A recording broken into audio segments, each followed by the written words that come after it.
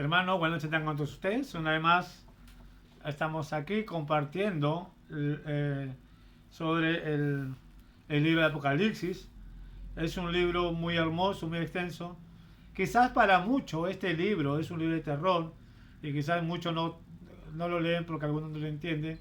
Pero queremos tratar justamente de poder conocer, entender el propósito de Dios.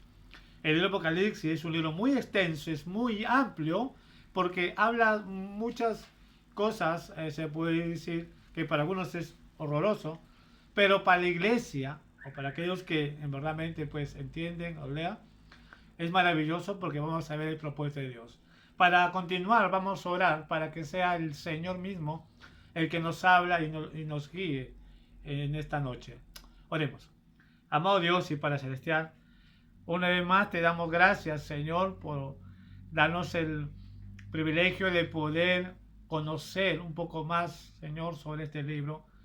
Padre, sabemos, oh Dios, que es un libro muy extenso y hay muchos puntos de vista base este libro.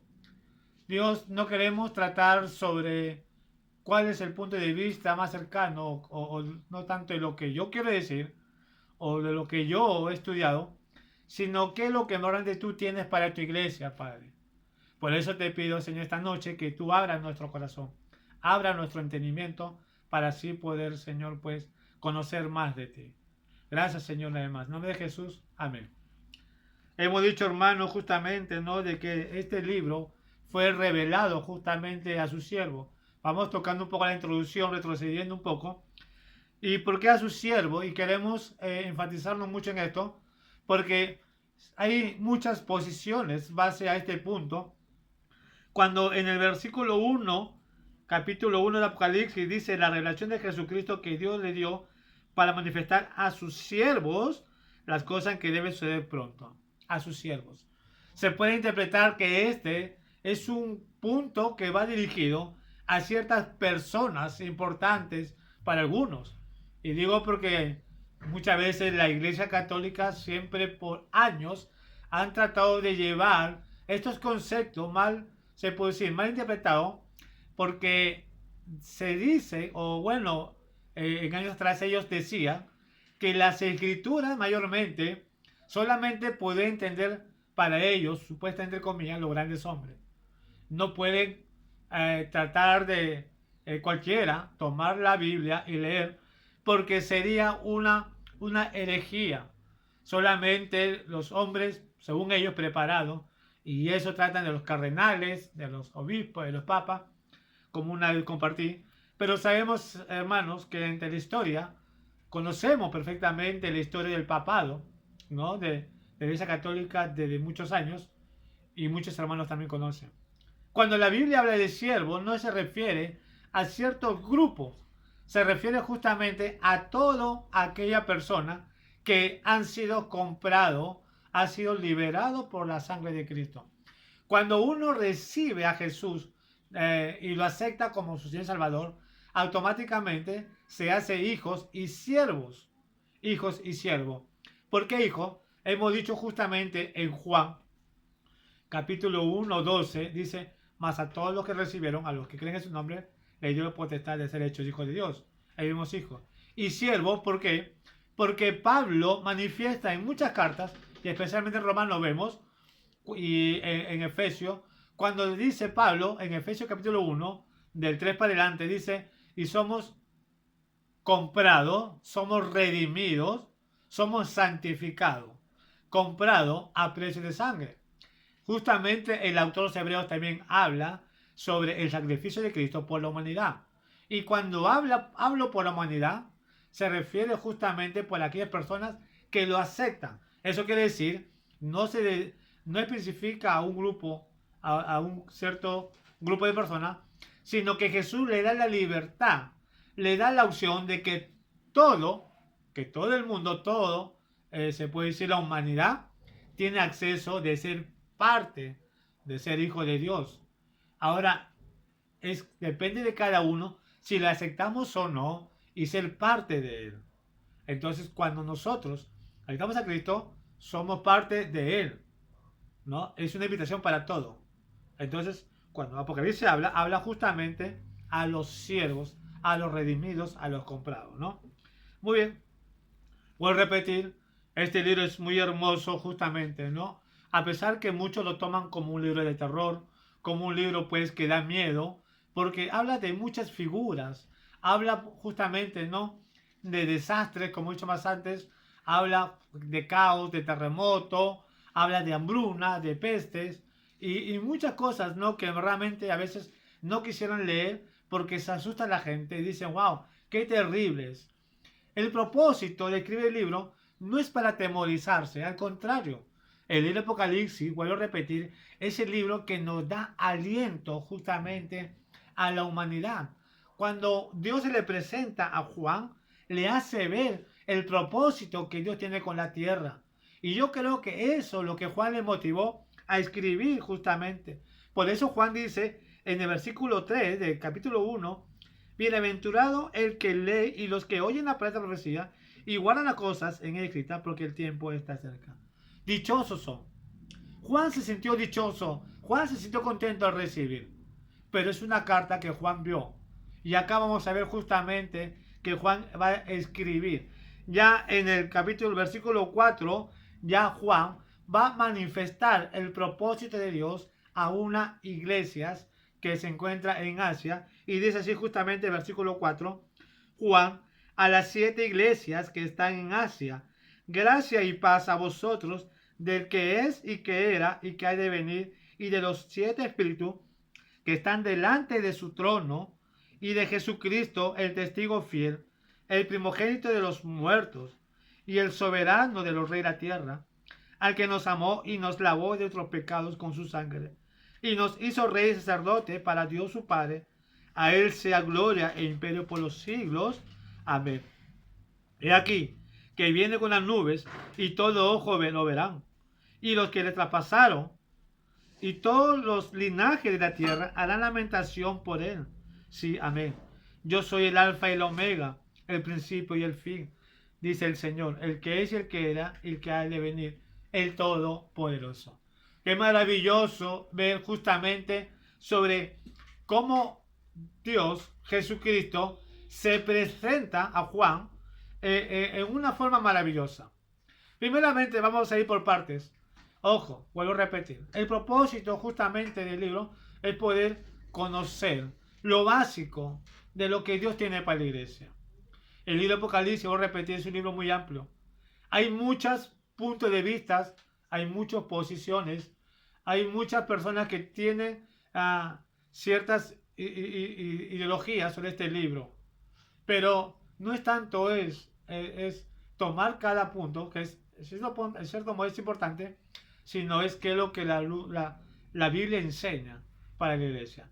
Y hoy vamos y queremos tomar este punto más que todo para poder entender y conocer justamente, ¿no? Cómo Dios describe, cómo Dios manifiesta a Juan y Juan revela a la iglesia.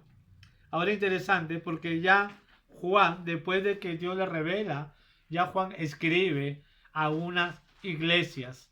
Iglesia, dice a Juan a las 10 iglesias que están en Asia. 7 iglesias.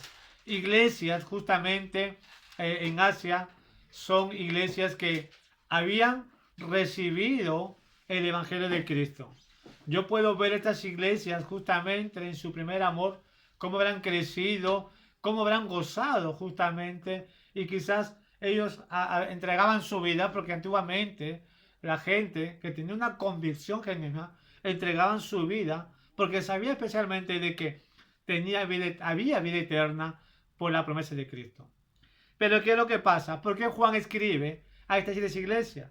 Qué triste es saber justamente que después que han gozado de las cosas de Dios, como que pasando el tiempo ya la iglesia va a comenzar a menguar poco a poco. Ya la vida espiritual cambia prácticamente en todo su sentir, ¿no? Y es lo que vemos en la realidad de nuestras vidas.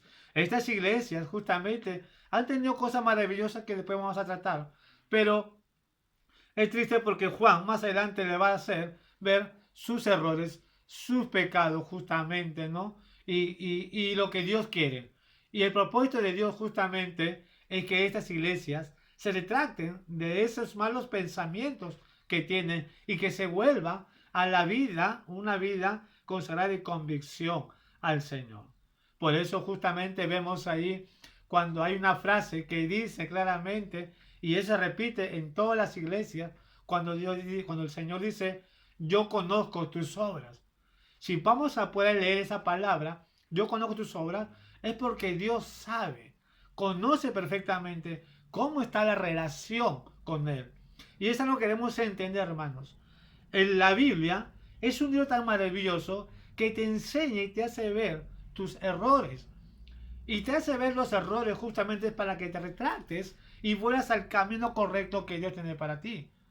Es por eso que se escribió la palabra de Dios, más que conocer el propósito de Dios, porque sí, lo conocemos, conocemos su amor, conocemos su misericordia, pero la Biblia es el libro de reglamento para nuestras vidas.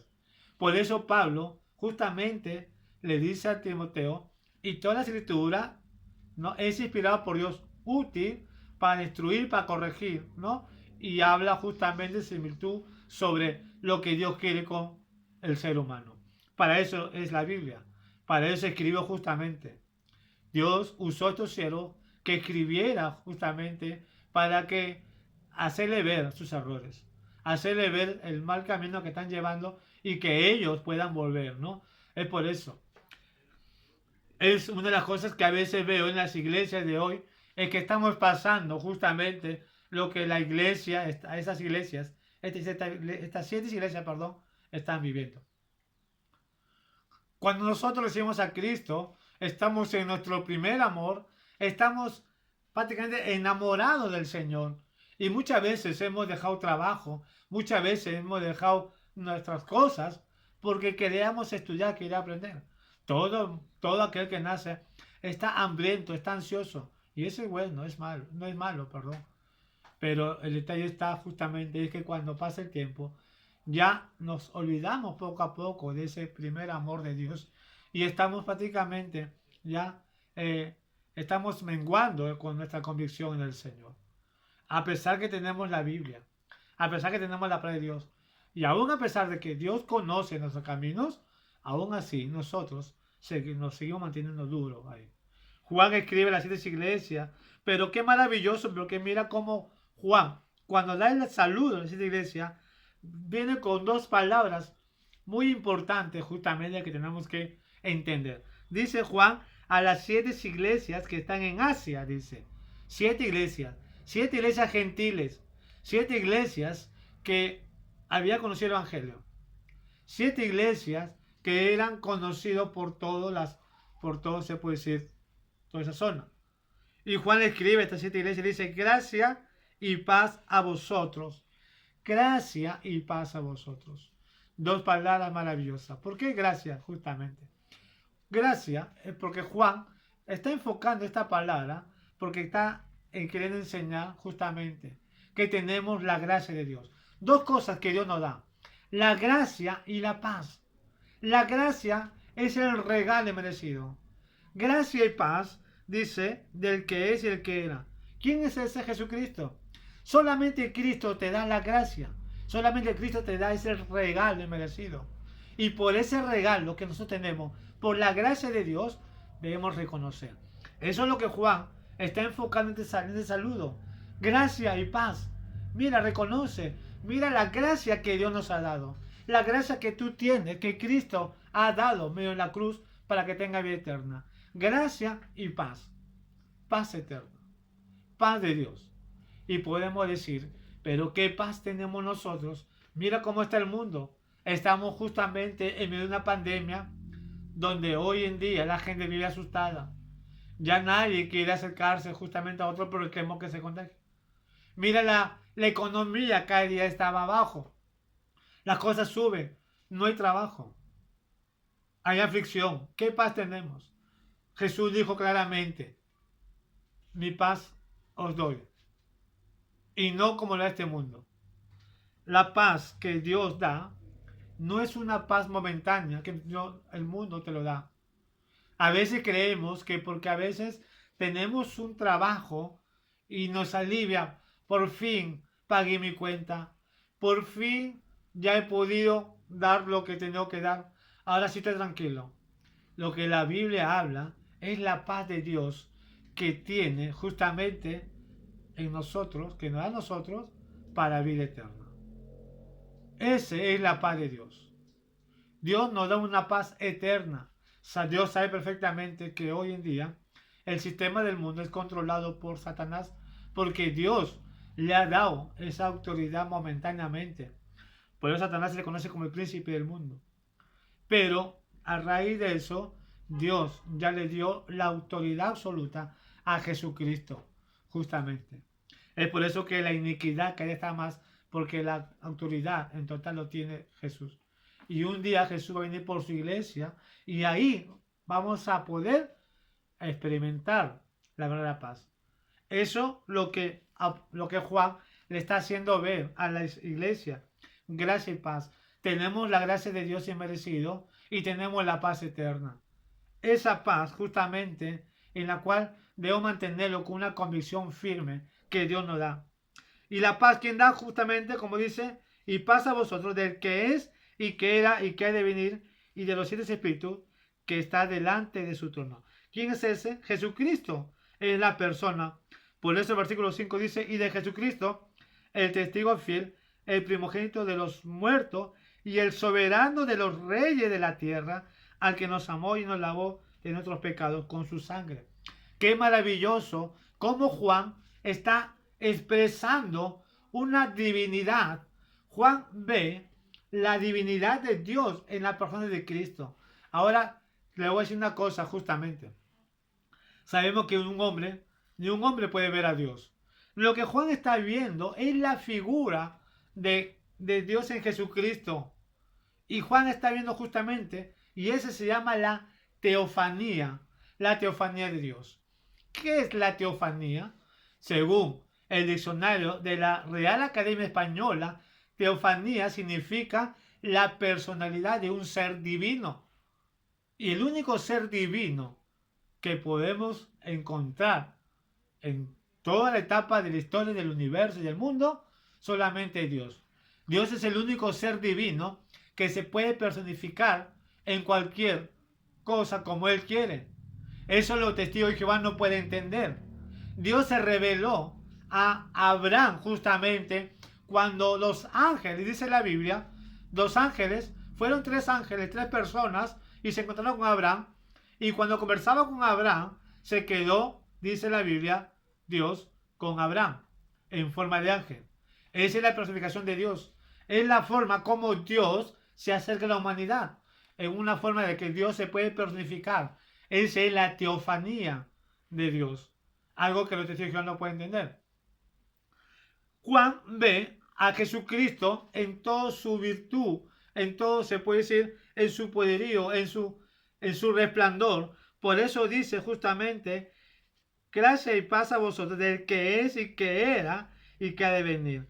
Ya Juan ya no lo ve a Jesús como aquel Dios, cuando dice del que es, como aquel Señor, el Rey de Reyes, cuando vino a esta tierra, vino en una forma de persona humana, pero con una acción humilde, donde la gente se aprovechaban de él. Juan ya no ve a ese Jesucristo donde una vez lo vio golpeado, azotado, donde una vez lo vio cargando una cruz en su brazo. Juan ya no ve a ese Jesús como vio una vez cuando lo vio justamente en el Gólgota, colgado en un madero con una corona de espinas. A ese Dios, Rey de Reyes, Juan lo vio humilde, a un hombre sufriendo por nuestro pecado. Por eso dice más adelante, dice justamente a Jesucristo, dice de Jesucristo el testigo fiel, el primogénito de los muertos y del soberano de los reyes de la tierra, al que nos amó y nos lavó de nuestros pecados con su sangre. Juan ya lo está viendo y está haciendo recordar a estas iglesias sobre quién es Jesús sobre nosotros y qué dice Jesús. ¿Qué hizo Jesús por nosotros? Juan ya no ve a ese hombre sufrido en la cruz, sino lo que Juan está viendo cuando dice justamente, y Jesucristo el testigo fiel, dice, el soberano de los reyes de la tierra. Juan lo ve al Rey de Reyes y al Señor de Señores con la autoridad, con el poderío, con todo su resplandor. Ese es lo que Juan vio en Jesucristo. Por eso dice, y de los 7 espíritus que están delante de su trono. Cuando hablamos de los 7 espíritus, a veces estamos pensando de que, Juan vio 7 fantasmas de repente o 7 ángeles que estaban alrededor. No, lo que vemos acá, Juan habla en términos figurativos. Lo que habla es la esencia y soberanía de Dios, de lo que es Él. ¿Y qué es Él? Él es el Todopoderoso, Él es el soberano, Él es la ciencia y la majestad, la esencia del poderío. Dice a los 7 espíritus que están delante de su trono. ¿Qué es 7 espíritus? Si nosotros vamos justamente a Éxodo, vamos a ir a Éxodo justamente capítulo 3:14, vamos a ir rápidamente, como acá vemos cuando Dios se le presenta. ¿Y qué tiene que ver esto con lo que ve Juan? Tiene que ver mucho. Estaba estudiando justo este punto y tiene que ver mucho. Dice Éxodo 3:14. Dice así. Y respondió Dios a Moisés, yo soy el que soy. Y dijo, así dirás a los hijos de Israel, yo soy, me envió en vosotros. Quiero acatar un poco y no quiero llevar en una confusión acá. Este es un estudio muy amplio. La Biblia hebrea, justamente tengo una Biblia K2 hebreo, y estaba viendo algunas palabras. Cuando Dios se le presenta al Moisés, se le presenta como con su verdadero nombre. Dios se hace conocer al pueblo de Israel con su verdadero nombre. El verdadero nombre de Dios es Yahweh. Y esa palabra, ese nombre, es un nombre potencial. Es un nombre en esencia de poder. Lo que Dios estaba manifestando a Moisés, él era que Él es el Dios todopoderoso, el soberano. Él es el Rey de Reyes. Él es el todo. Él es el dueño del universo. Lo que pasa es que nuestra Biblia, como está en español, ha sido traducido porque se dice que cuando eran traducidos en la Biblia del hebreo al griego, eran tan minuciosos, de que eran tan temerosos los judíos, que no ponían el nombre de Dios, porque era tan santo, tan consagrado, que ellos se sentían indignos de pronunciar el nombre de Dios. Y era por eso de que a Dios siempre le ponían de diferentes nombres, como el Shaddai, le ponían como el Adonai, como el Elohim, ¿no? Pero no mencionaba el nombre de Jehová, perdón, de Yahweh, porque ellos se sentían indignos, cuando el propósito de Dios era de que Israel conociera el nombre de Dios verdadero y que ellos manifestaran a las naciones el nombre verdadero de Dios, porque era un nombre de potencia. Dios se le presenta a Moisés con su nombre verdadero, pero ellos pusieron en nuestra Biblia con letra mayúscula, yo soy el que soy. Y es un término, cuando dice eso que soy, Él es el que será, Él es el eterno. Esta palabra, muchos teólogos y eruditos dicen que significa Él es el todopoderoso, ¿no? Yahweh tiene ese significado, el todopoderoso. Por eso Juan ve la potencial poder de autoridad que Cristo tiene justamente. Mira lo que dice Isaías capítulo 11, versículo 2, cuando habla del Mesías. Y saldrá una vara del trono de Isaí, y un vástago retoñará de sus raíces, y reposará, vamos a ir, sobre él el espíritu de Jehová, 1, espíritu de sabiduría, 2, espíritu de inteligencia, 3, espíritu de consejo, espíritu de poder, espíritu de conocimiento y de temor. Ahí están los 7 espíritus. No es como una figura que quizás uno puede entender. Y si hablamos justamente de eso, lo que dice Zacarías, y si hablamos lo que dice justamente otros libros, vamos a ver justamente que lo que está viendo Juan, lo que ve Juan, ¿me ponen un vasito de agua, por favor? Un vasito de agua. Lo que está viendo Juan justamente es la figura total de Cristo en su reinado, de lo que Él es. Por eso dice claramente, y de Jesucristo el testigo fiel, el primogénito de los muertos y el soberano de los reyes de la tierra. Soberano. Juan reconoce que Jesucristo es soberano. Soberano quiere decir que Él es la máxima autoridad sobre todo. Esta palabra soberano, muchos de los reyes, muchos de los faraones, muchos de esos hombres se llamaban soberanos, o se hacían llamar soberanos simplemente por el poder que ellos tenían, ¿no? Y hacían poner a su dialecto justamente a las personas, que él era el soberano, y le decían soberano, ¿no? Y en las películas se ve cómo le dicen a los reyes soberanos. Pero lo que Juan ve no es un simple hombre, un soberano. Lo que Juan está viendo justamente es al mismo Dios en persona de Jesucristo. Esa es la teofanía de Dios. Eso es lo que Juan pudo ver. Alabado sea el Señor, cómo manifiesta a su siervo Juan justamente su presencia en toda su magnitud de gloria. Dice justamente, y dice, en aquel que nos amó y nos lavó de nuestros pecados con su sangre. Y mira lo que hace el soberano, el rey de reyes. Mira, y nos hizo, versículo 6, y nos hizo rey y sacerdote para Dios su Padre. A él sea gloria e imperio por los siglos de los siglos. Amén. Qué maravilloso es. Qué gran privilegio Juan habrá tenido de poder conocer. Qué gran privilegio que Juan haya escuchado esas palabras directamente del mismo ángel del Señor Jesucristo cuando le dice, y nos hizo rey sacerdote para Dios.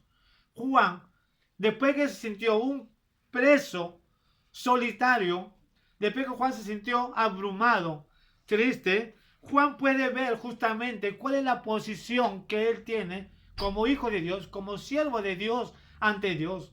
Juan no era cualquier persona. Y eso lo vamos a entender nosotros como cristianos, como hijos de Dios.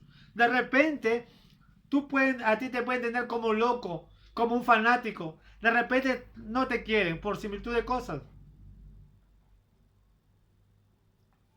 Perdón.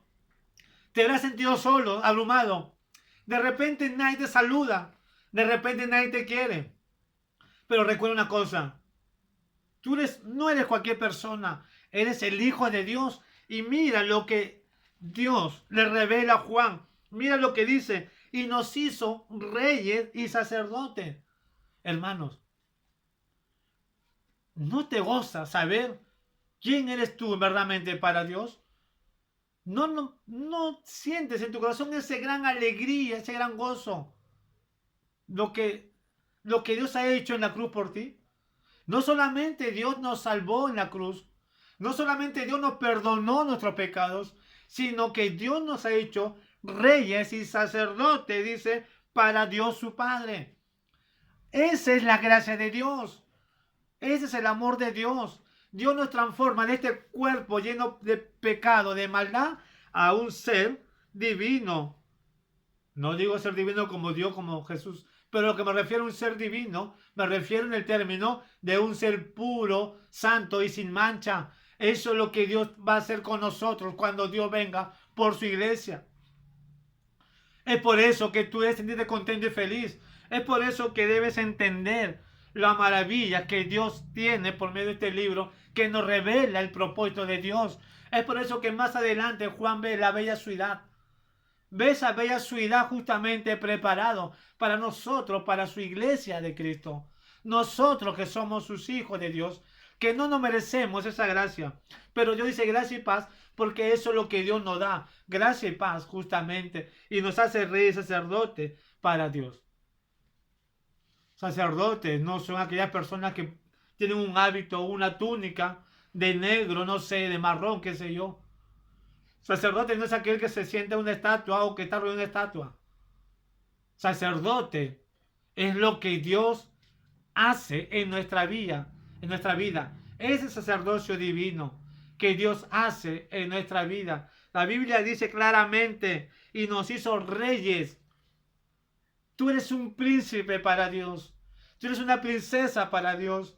Y si tú crees que a ti nadie te quiere, si tú crees que a ti nadie se te acerca, que todo se aleja de ti, Recuerda, Dios te ama y es lo que Dios te hace. Te hace ser un rey, una reina, un príncipe, una princesa y te hace un gran sacerdote para su servicio de Él. Tú eres importante para Él. Siéntete feliz y contento. Y si el mundo te aborrece, Jesús mismo dijo, no te aborrecen a ti, sino a Él. Si han aborrecido a Jesús, ¿cuánto más a nosotros? Pero un día vamos a estar con el Señor Jesús. Por eso dice claramente, a Él sea gloria e imperio por los siglos de los siglos. Amén. Y esa es la posición que la iglesia va a tener justamente. Por los siglos de los siglos, vamos a decir justamente, a Él sea la gloria, porque Dios se merece la gloria. No simplemente porque nos salvó, no simplemente porque nos lavó, no simplemente porque nos perdonó, porque Él es el dueño de todo. Y si tú tienes vida, y si Dios te tiene con vida y con salud hasta hoy, es porque Dios tiene un propósito con tu vida. Y el propósito con tu vida es que tú tengas una vida consagrada para Él. Una vida justamente que tú puedas andar con Él. No, Dios no quiere una vida doble. Cuando Dios le dice justamente, vamos a entrar un poquito, cuando le dice en el capítulo 3, versículo 15, dice 3:15, yo conozco tus obras, que ni eres frío ni caliente. Ojalá fuese frío o caliente. Pero por cuanto eres tibio y no frío ni caliente, te vomitaré de mi boca. Eso es lo que Dios no quiere. Dios le habla a la iglesia de la Odisea, que más adelante vamos a estudiar un poco sobre este punto. Dios no quiere que tú seas un tibio. Dios quiere que tú seas una persona de convicción, una persona de ejemplo para la gloria de Él. Recuerda, del momento que Dios te salvó, del momento que Dios te sacó de ese fango del pecado, te rescató, tú ya eres un sacerdote. Mira lo que dice Pedro. Vamos a ir a Pedro. Vamos a ir a Pedro. Primera de Pedro, capítulo 2, versículo 9. Mira lo que Dios hace. Justo lo que Juan ve en la visión. Juan está, se puede decir, repitiendo lo que Pedro ya conocía. Porque Dios, Jesucristo, le enseñó y enseña justamente qué es lo que hace con sus hijos, con su iglesia. Pero en capítulo 2, versículo 9 dice, mas vosotros sois linaje escogido, real sacerdocio, nación santa, pueblo adquirido por Dios, dice, para que anunciéis la virtud de aquel que nos llamó y las tinieblas a su luz admirable. Qué maravilloso es lo que Pedro está hablando, justo lo que Juan manifiesta, pero también manifiesta. Qué maravilloso es, y lo vuelvo a leer con mucho gozo. Es por eso, hermano, que debes entender. Tú no eres cualquier persona. Tú ya estás fuera del sistema de este mundo. Ya el mundo ya no te pertenece. El mundo ya no nos pertenece. Ahora pertenecemos al mundo de Dios, a las cosas espirituales. Y es por eso que tenemos que vivir por la gracia. Y cuando digo vivir por la gracia de Dios, vivir de gratitud, agradeciendo a Dios por lo que Dios hizo con tu vida. Y mira, vuelvo a repetirse, mas vosotros sois linaje escogido. Qué maravilloso linaje.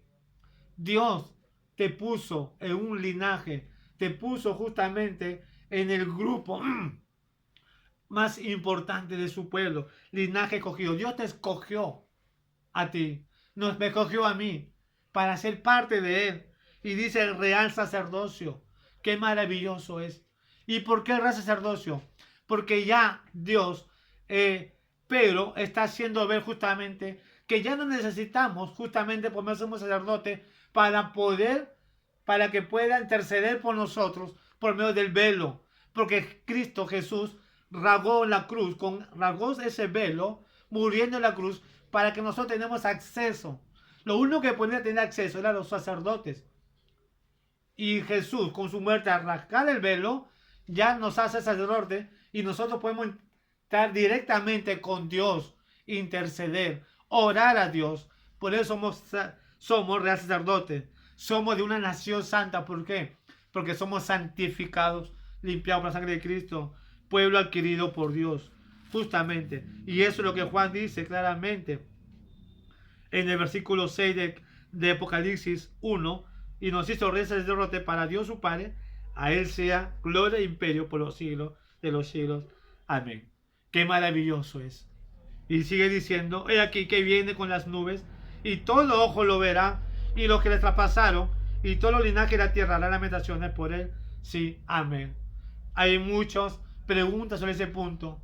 ¿Cómo es que Jesús, cuando venga acá en la tierra, cómo es que lo van a ver? Si Jesús aparece allá en Jerusalén, ¿cómo es que el Perú va a poder ver? ¿Cómo es que los chinos van a poder ver? Justamente, no entiendo. Mucha gente se pregunta.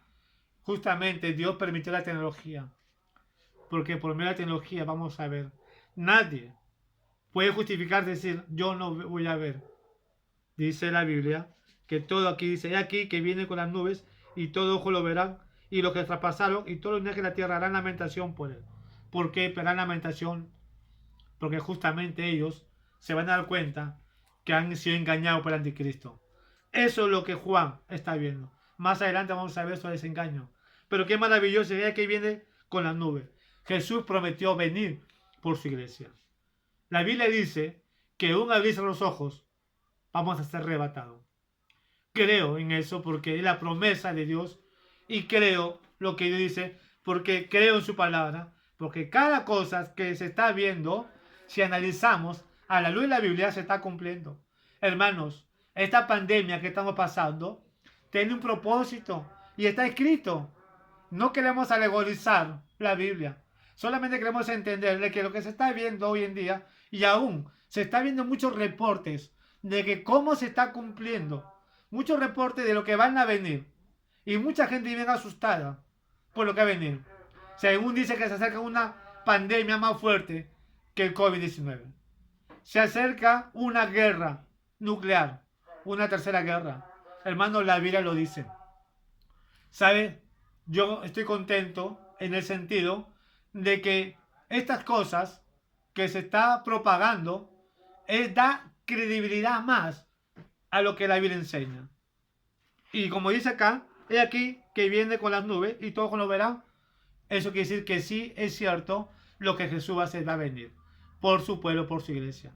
Juan está transmitiendo a estas 7 iglesias y está hablando a la humanidad, porque no solamente Dios permitió que estas cartas sean a esta iglesia, sino que también dejó acceso libre para que podamos conocer el propósito de Dios, de que Jesús viene pronto, dice, en una nube y todo ojo lo verán. Todos vamos a ver al Rey de Reyes, al Señor de Señores. Todos vamos a poder contemplar y mirar. Qué maravilloso. Y Juan sigue diciendo en el versículo 8, cuando dice Jesús le revela, dice, yo soy el alfa y el omega, principio y el fin, dice el Señor, el que es y que era y que ha de venir, el Todopoderoso. No quiero entrar en detalles, pero mira lo que dice, yo soy el alfa y el omega, el principio y el fin, el que es y el que era y el que ha de venir, el Todopoderoso. ¿Quién es el que tiene que venir a la tierra? ¿Acaso es Jehová Dios, como Dios decir Jehová? No. Si vemos un principio, se está hablando de Jesucristo. Dice, el que es y el que era, el que ha de venir. Jesucristo. Y dice el Todopoderoso. Dios va a venir a la tierra y la pone a Jesucristo. Y esa es la teofanía de Dios. Podemos hablar mucho de la teofanía. Cómo Dios se acerca a la humanidad en diferentes formas.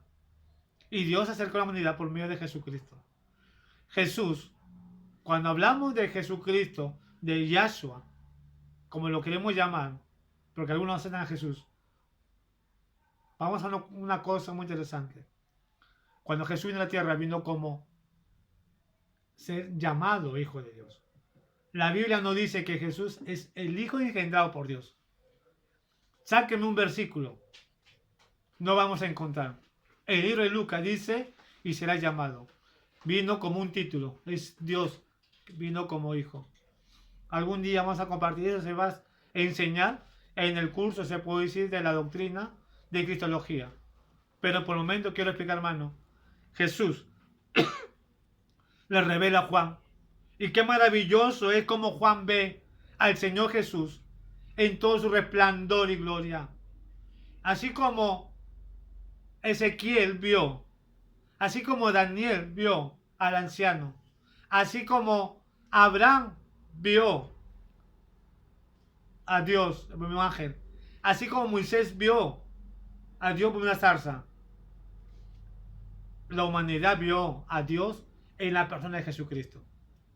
Jesús es Dios y Él viene pronto por su iglesia. Recuerda, hermano, Cristo Jesús viene por ti y por mí. Qué maravilloso es saber, hermano, lo que Dios ha hecho por nuestras vidas. Hermano, hay mucho por compartir. Vamos a sacar hasta acá más este punto y vamos a seguir continuando enseñando sobre el versículo 9. Pero qué maravilloso es saber cómo Dios revela en nuestro tiempo justamente su propósito. Qué maravilloso. Vivamos para el Señor. Mira lo que tú eres para el Señor. No eres cualquier persona. Eres un hijo de Dios. Y recuerda, para terminar, como dice la Biblia, aunque tu padre y tu madre te dejaren, con todo esto, Jehová te recogerá. Porque Dios te ama. Y mientras que estés en la mano de Dios, Él nunca te va a desamparar ni te va a dejar. Solamente Dios quiere confiar en Él y que tengas una vida consagrada para Él. Vamos a orar. Amado Dios y Padre Celestial, una vez más te damos gracias, Señor, por este tiempo que nos da de compartir y enseñar tu palabra. Señor, podemos hablar mucho del libro de Apocalipsis, de este capítulo, o de estos versículos, Señor, pero lo que queremos entender es se puede decir, los básicos, oh Dios, donde tú quieres enseñarnos cuál es el propósito, qué es lo que debemos hacer. Ayúdanos, Señor, a tener una vida consagrada. Padre, tú conoces nuestro corazón y no hay nada que sea oculto para ti, Dios. El tiempo es muy corto, podemos pasar horas tras horas a hablar de este punto, Dios. Pero Padre Santo, todo tiene su tiempo y gracias, Señor. Si es tu voluntad de mantener este compartir, pues, Señor, para ti sea la gloria. Dejamos en tu mano, Señor, que el próximo jueves podemos seguir continuando con este estudio. Gracias, Señor, una vez más, en nombre de Jesús. Amén. Bueno, hermano, muchas gracias. Dios me lo bendiga realmente. Y hasta el próximo jueves, si Dios lo permite. Amén.